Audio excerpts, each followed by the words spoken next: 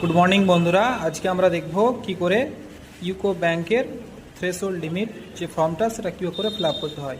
তো প্রথমেই আপনারা দিয়ে দিবেন নেম অফ ব্রাঞ্চ, আপনার ব্রাঞ্চের নাম কি, যেরকম রামগঞ্জ দিয়েছি। তারপরে দিবেন কাস্টমার আইডি, মানে আপনার অ্যাকাউন্ট বইয়ে প্রথমেই লেখা থাকবে বা পাতার মধ্যেই সিআইএফ নাম্বারটাই হলো কাস্টমার আইডি, ওটা বসতে দিবেন, না থাকলে ফাঁকা রাখবেন, ব্যাংকের কর্মীরা ওটা ফিল আপ করে দেবে। নেম অফ অ্যাকাউন্ট হোল্ডার, আপনার নাম দিয়ে দিবেন। তারপরে অ্যাকাউন্ট নাম্বার, আপনার অ্যাকাউন্ট নাম্বারটি দিয়ে দিবেন। তারপরে অ্যাড্রেসটি আপনি নিজে থেকে লিখে দিবেন, village, post office, police station, district, pincode, ব্যাস। তারপরে আধার অ্যাড্রেস প্রুফ, মানে আপনার এখানে আধার কার্ড কথাটি লিখে দিবেন। এবার লিখবেন প্যান নাম্বারটি আপনি এখানে বসিয়ে দিবেন।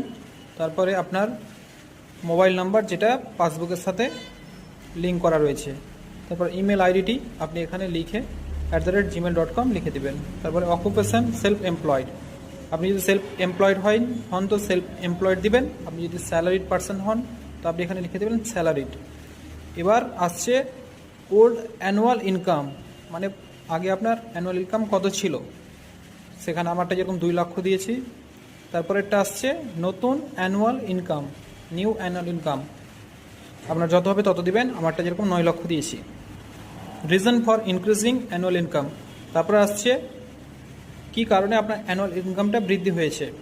যেহেতু আমি সেলফ এমপ্লয়েড, ব্যবসা ক্ষেত্রে আমারটা, আমি কারণটা লিখছি increasing in annual income due to business growth, এই কথাটা আমি লিখে দিলাম।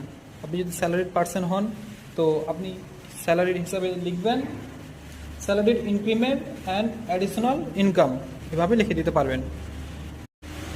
এবার আসছি ডকুমেন্ট ফর ইনক্রিজিং থ্রেশহোল্ড, আপনার যদি 2-4-5 লাখ টাকা হয়, ইনকাম যদি বৃদ্ধি হয়ে থাকে তাহলে সেলফ ডিক্লারেশন দিয়ে দিবেন।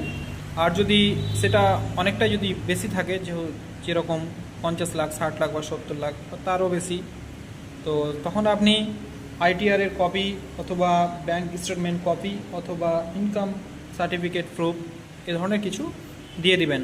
সবথেকে ভালো হবে ব্যাংকের যারা কর্মী আছে তাদের জিজ্ঞেস করে ওই আপনার ডকুমেন্টটা দিয়ে দিবেন। তারপরে এখানে বাঁ দিকে আপনি তারিখ দিয়ে দেবেন, যে তারিখে জমা দিচ্ছেন, আর ডান দিকে আপনার সই করে দেবেন। Thank you.